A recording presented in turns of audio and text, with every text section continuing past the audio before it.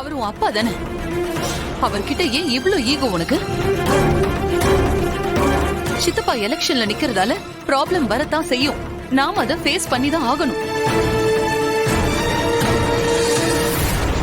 இது எனக்கும் தெரிஞ்சுதானே நானும் அமைதியா இருந்தேன். நீ மட்டும் எதுக்காக இதை நினைச்சு இவ்ளோ டென்ஷன் ஆயிட்டு இருக்க?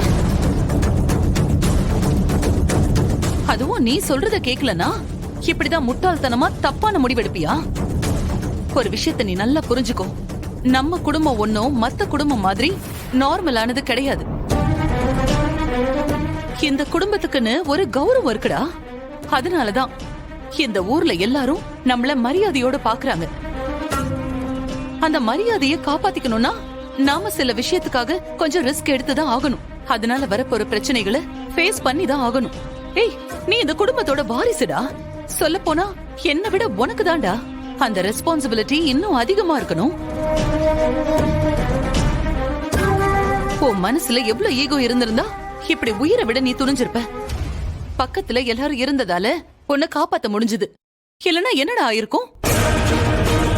தயவு செஞ்சு இன்னொரு தடவை இந்த மாதிரி எல்லாம் நடந்துக்காத சொல்லிடு.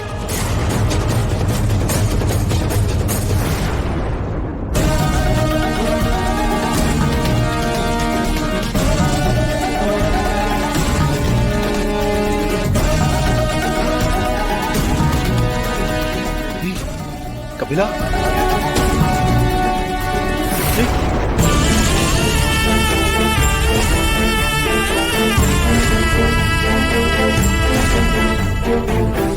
பாத்தீங்களாங்க நம்ம பையன் எந்த நிலைமையில இருக்கான்னு? ஏங்க நீங்களும் இவ்ளோ பிடிவாதமா இருக்கீங்க? அவன் தான் அவ்வளவு தூரம் வேணான்னு சொல்றான்ல, விட்டுடுங்களேன். கபிலன் நீங்க எலெக்ஷன்ல நிக்க கூடாதுன்னு இவ்ளோ சீரியஸா இருக்கான்னா அதுல ஏதோ ஒண்ணு இருக்குன்னு தானே தோணுது. நீங்க ஏன் அதை புரிஞ்சுக்கவே மாட்டேங்கிறீங்க? நம்ம குடும்பம் நல்லா இருக்கணும்னு தானே நீங்க இப்படி ஒரு முடிவு எடுத்தீங்க. ஆனா இதனாலேயே நம்ம குடும்ப நிம்மதி மொத்தமும் போயிடும் போல இருக்கே.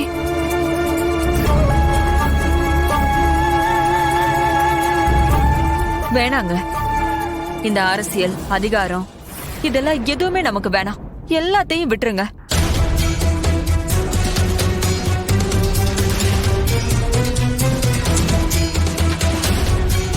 கபிலனுக்கு இப்படி ஆயிடுச்சேன்னு அத்தனை தடவை இவருக்கு போன் பண்ண.